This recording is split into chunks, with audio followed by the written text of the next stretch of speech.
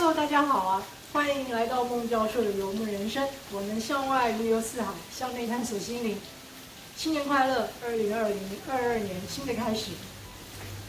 每年在这个过年的时候，我们总有习惯性的想要重新为我们的接下来这一年的人生订定不一样的计划。不知道有没有和我一样在人生转弯处的朋友，在对未来的这一年，也许充满了一点点的彷徨。可是很奇妙的是，在这个年节转换的时刻呢，好像又对未来的生命充满了一点点的期待跟期许。每年在这个关键的跨年时刻，我总是习惯性的把赛斯给我们的4个新年的建议呢拿出来重新复习。所以我今天希望把这4个建议拿出来复习一下，为自己复习一下。也希望是不是赛斯的建议能够为在十字路口彷徨的朋友们提供一点力量跟创造性的可能呢？同时呢，我也提供了部分这个露营车拼装的影片，你可以看到我在后面啊，这个露营车已经拼装完成了，所以请大家一边看影片一边听听赛斯的新年建议吧。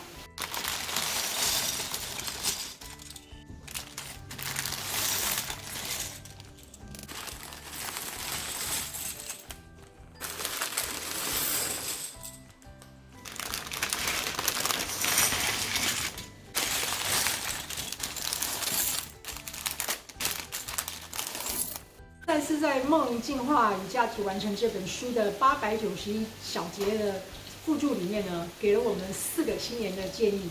我注意这是建议哦，不是规定。所以是哪4个建议呢？第一，我要赞许我自己，我的性格、我的能力、我的好恶，以及我喜欢做和我不喜欢做的事，认识到正是这些形成我独一无二的性格，他们赋予我是有道理的。哇，你是不是觉得特别的贴心呢？原来我们的独特性是值得赞许的呢。第二，这一点是我最喜欢的，而且是我常常需要拿出来提醒自己的。好，赛斯说，我要对我的成就感到满意和欣喜。我要强而有力地写下我的成就清单，并仔仔细细地记住它们，就如同我曾这样牢记并列举出我的失败和失败的缺失一样。我有不自觉的过度自我检讨的一个习惯。那有人说这是完美主义人的共同特性。重点是过度自我要求、严苛的要求，到这个过度严苛的要求到一种让自己窒息的地步。如果有共鸣的朋友，你应该知道我在说什么。所以重点一是自我要求严苛到让自己身心俱疲。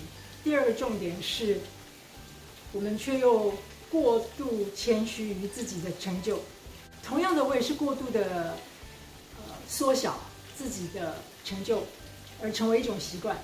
所以说，这2个的结合，就是过度的苛责以及过度的谦虚，就形成了一种恶性循环的个性。所以赛斯提醒我们，如果我们用同样的力道来做自我的检视，那我们也应该用同样的力道来赞许我们的成就。这是不是一种特别大的慈悲呢？而且这也是常常我必须要拿出来提醒自己的一点。第三，赛斯说，我要记住我的存有所置身在的存在的创造性架构，这个叫做 creative framework of existence。因此，这个架构2就是赛斯特殊的专有名词的 framework 2，它的可能性、潜能、可能性的奇迹、喜悦的自发性，将存藏于我心，就是说触手可及的意思啦。于是，通往创造性生活的大门将会开场。哇，这是多么大的一种慈悲啊！我们所有创造性的大门都为我而开，因为我们就是存在于如此一个支持我们的宇宙中。好，赛斯说第4点，新年新希望。我要认识到未来是一种可能性。就日常经验而言，还没有任何东西已经在那里存在，未来还没有存在哦。未来是一块处女地，它既然是一块处女地的话呢，那我们要用什么来播种呢？再是说被我现在的情感和思想所播种，所以未来是根据现在的情感和思想。所以请注意哦，这里是情感先，思想后哦。因此，我将种下成功和成就。因此，我将种下成就和成功。我将记住，这点很重要哦。没有什么我不想要的事情在未来存在，并借信念获得成功，就是赛斯的名句"信念创造实相"喽。我的未来就在于我的创造。感谢大家今天的收看，希望这个快速的复习能够对你有所帮助。